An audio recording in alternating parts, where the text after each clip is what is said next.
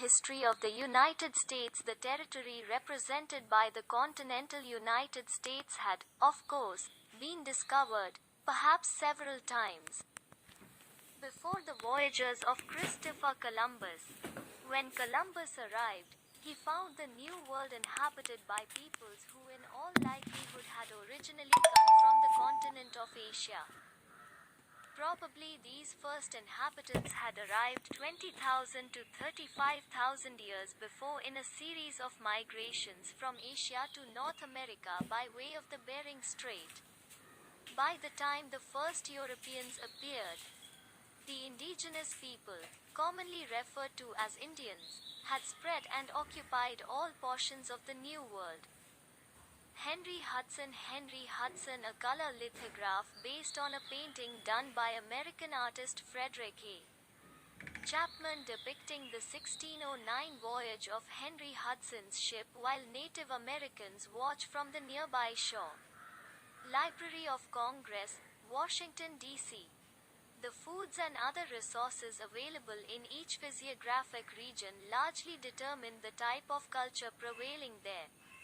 Fish and sea mammals, for example, contributed the bulk of the food supply of coastal peoples, although the acorn was a staple for California Indians, plant life and wild game, especially the American bison or buffalo, were sources for the Plains Indians, and small game hunting and fishing, depending again on local resources, provided for Midwestern and Eastern American Indian groups.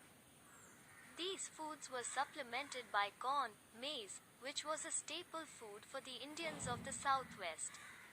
The procurement of these foods called for the employment of fishing, hunting, plant and berry gathering, and farming techniques, the application of which depended, in turn, upon the food resources utilized in given areas. Foods and other raw materials likewise conditioned the material culture of the respective regional groups. All Indians transported goods by human carrier. The use of dogs to pull sleds or travois was widespread, and rafts, boats, and canoes were used where water facilities were available. The horse, imported by the Spanish in the early 16th century, was quickly adopted by the Indians once it had made its appearance. Notably, it came to be used widely by the buffalo hunting Indians of the Great Plains. American Indian culture groups were distinguished, among other ways, by house types. Dome-shaped ice houses, igloos, were developed by the Eskimos called Inuit in Canada, in what would become Alaska. Rectangular plank houses were produced by the Northwest Coast Indians, earth and skin lodges and teepees, by plains and prairie tribes, flat-roofed and often multi-storied houses, by some of the Pueblo Indians of the Southwest, and barrel houses, by the Northeast Indians.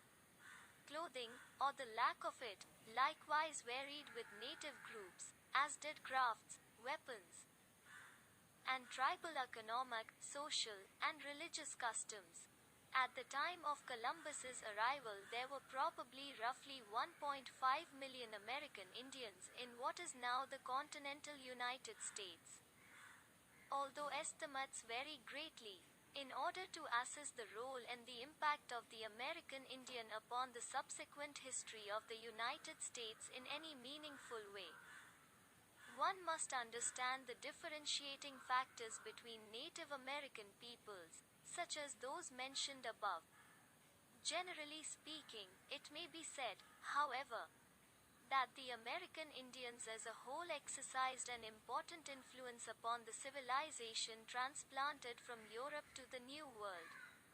Indian foods and herbs, articles of manufacture, methods of raising some crops, war techniques, words, a rich folklore, and ethnic